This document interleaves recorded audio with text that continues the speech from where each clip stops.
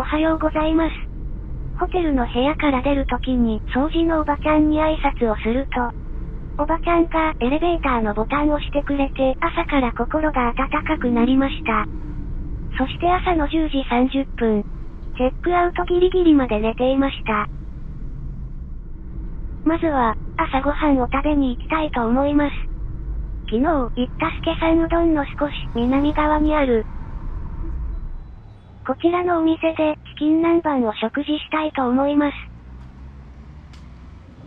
胸肉かもも肉かトマトかバジルか、悩みますなぁ。ナンバー3のもも肉と胸肉のコンビのセットにしました。いただきます。初手はスープから。鶏ガラの風味を感じるスープで胃が温まってきました。カットしましてまずは胸肉から。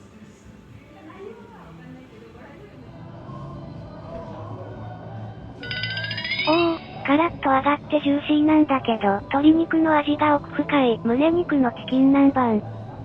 ご飯が進みます。もも肉も食べますよ。暴力的な油の旨味を感じますね。噛んだ瞬間に衣の油と鶏肉の油のマリアージュ。こっちも美味しいなぁ。合間に食べるポテサラもチーズみたいな風味がしてコクがありますね。トッピングを一品無料でつけれるのですが、私はピクルスにしました。この南蛮の上の野菜たちですね。パプリカがビネガーの酸味とシャッキリした食感でめちゃくちゃ美味しいです。胸肉ともも肉両方食べましたが、胸肉が美味しいかな。もともと胸肉を美味しく食べるために開発されたらしいコンセプトな料理ってのもあるけど、鶏の美味しさを感じる胸肉が10対9の判定勝ちですかね。ちなみにこちらのお店、先日霧島で食べたトマトラーメンのスヌープさんと運営が同じらしいです。そしてトマラーのスヌープさんの総本山が都城にあるみたいですね。オープンキッチンで調理が見える店舗の構造は確かにスヌープさんと似てますね。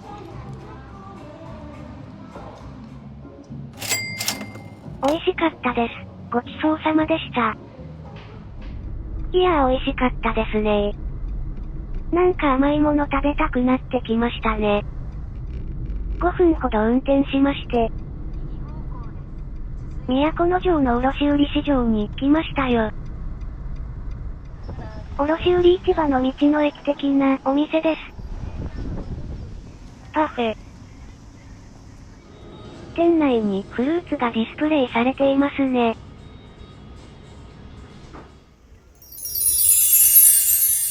桃のパフェにしました。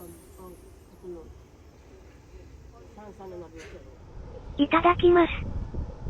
くるくる。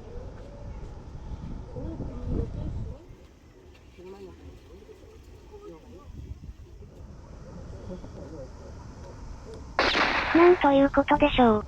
みずみずしくて糖度が高くて桃の上品な香りが後味に残りますね。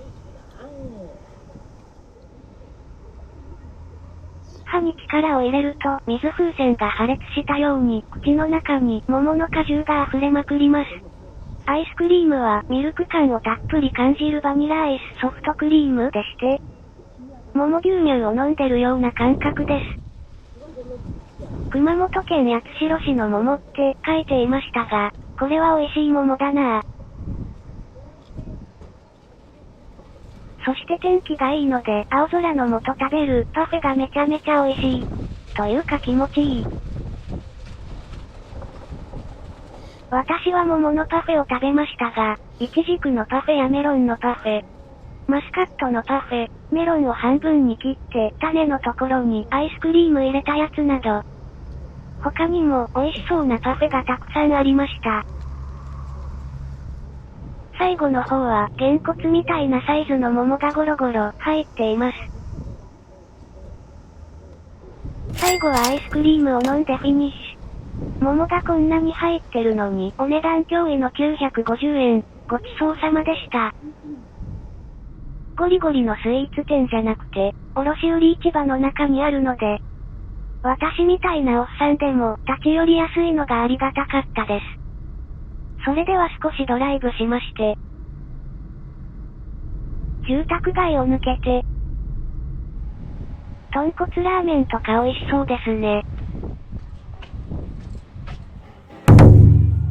味玉ラーメンを注文しました。いただきます。スープから。これはゴリゴリの武闘派豚骨ですね。豚骨特有の舌への当たり方が柔らかくて、いい意味の臭みも感じるんだけど、マイルドで。でも豚骨の風味がガツンときて、インパクトがあるスープだと思います。麺は細麺でスープに絡みますね。後味に少し甘さも感じるような気がします。豚骨のパワーに負けじといろんな味のバランスの均衡が取れているラーメンではないでしょうか。味玉も甘くて美味しいですね。チャーシューはしっとり系ではなくてジューシー系ですね。チャーハンと食べたくなるチャーシューです。店内はファミリーで来ているお客さんも多くて、老若男女問わず人気があるラーメン屋さんなのではと思います。ごちそうさまでした。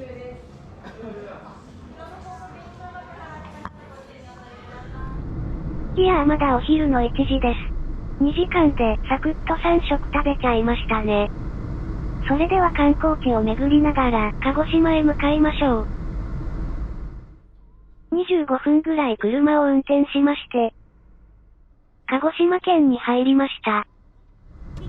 なかなか気合が入った道が続きます。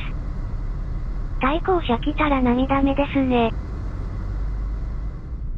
対向車来ちゃった。でもこれは Y が譲るシチュエーションですね。みんな会釈してくれていい人。全然ええんやで。到着しました。ここの洞穴に来てみたかったんですよね。鳥居をくぐって、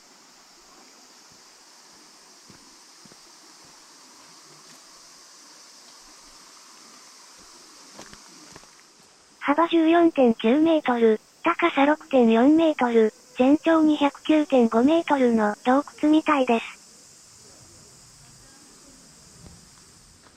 気持ちだけですがお賽銭させていただきます。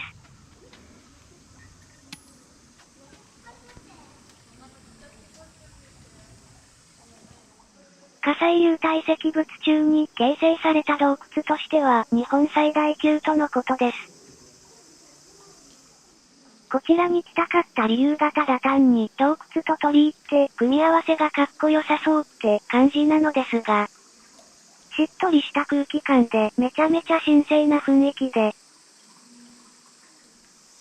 洞窟と鳥居って組み合わせが、高千穂峡に行った時にお邪魔した天の犀河原を彷彿させます。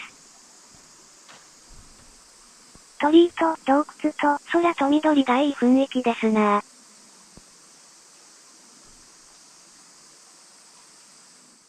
めっちゃ素敵な写真撮れました。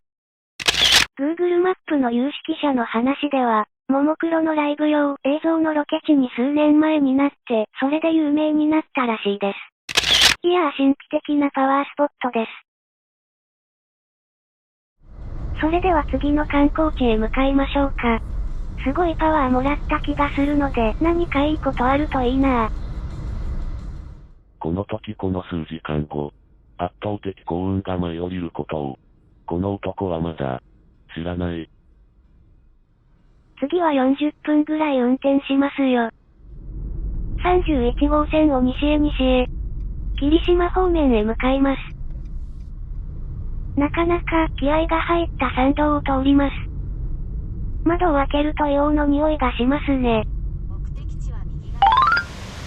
お、見えてきました。路肩が広いところに駐車しまして、おお、左右シンメトリーで素敵な滝ですね。北海道の青い池とはまた違ったエメラルドグリーンが美しいです。これは紅葉の時期や晴れてる日だとめちゃめちゃ綺麗でしょうな。下流も青いですね。それでは次は、この近くに視聴者の方がおすすめしていただいた温泉があるみたいでして、こんなメッセージをいただいております。ライカありがとう。国民宿舎なのですが秘湯感ある神東温泉、入浴のみか。山城温泉、川の中にあるわ。ついでにガスも、単独はダメ、わかってる。人と行かないとほんと危険です。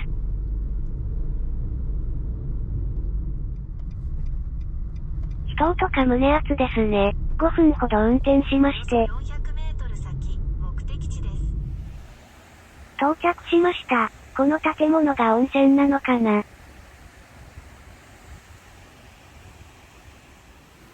やばい時は、命第一に避難しましょう。ドラクエでいうところの、命大事にですね。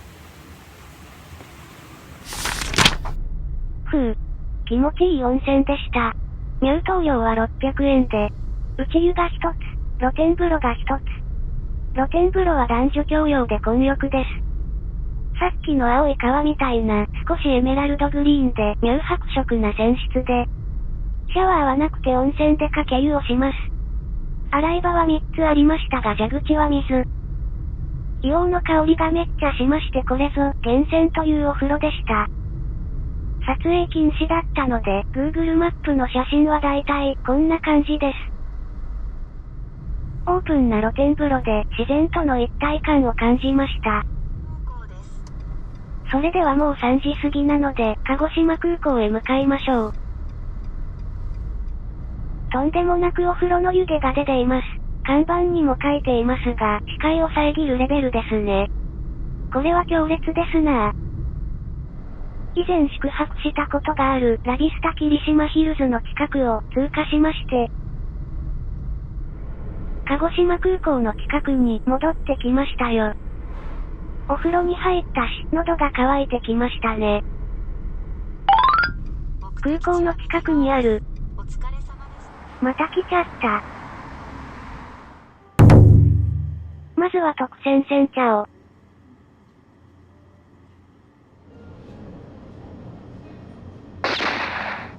これは玉露かな。めっちゃ甘いぜ。緑茶本来の渋みと甘さを全身で感じています。到着しましたね。前回売り切れだった抹茶シフォンケーキ。ふわふわですなぁ。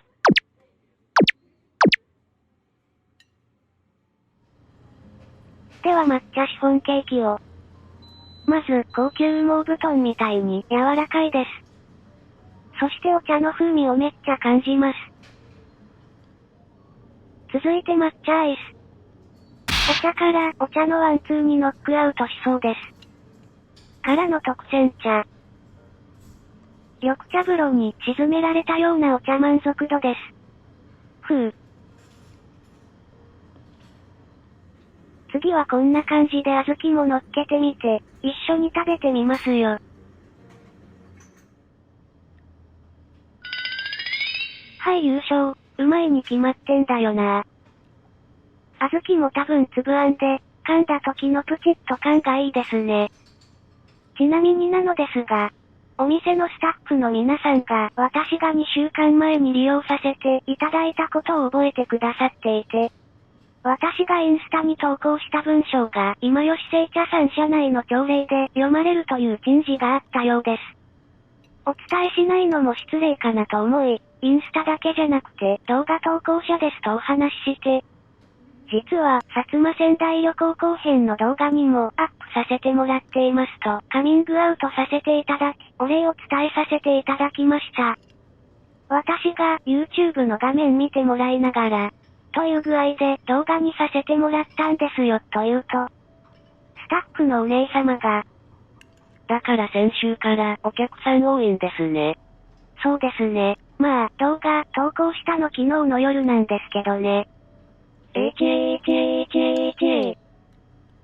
ここんな感じでお店のスタッフの皆さん、コミュ力半端なかったです。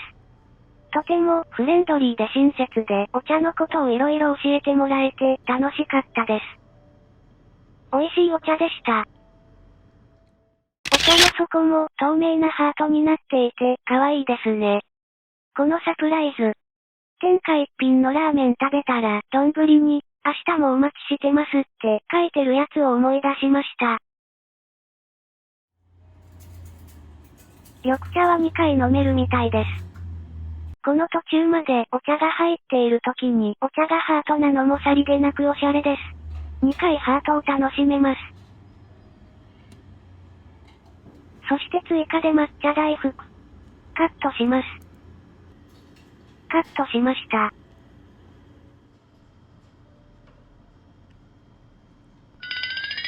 抹茶、大福、あんこ、クリーム。この抹茶大福は和菓子のアベンジャーズですわ。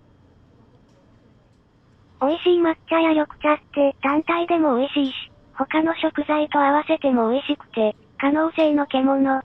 いや、可能性の塊みたいな食材だなぁと。2杯目のお茶は甘みより苦味が主張してくれる緑茶に仕上がってます。ライトな感じでグビグビ飲みたくなるお茶ですね。あとは抹茶あんみつを食べたらスイーツ4種類コンプリートです。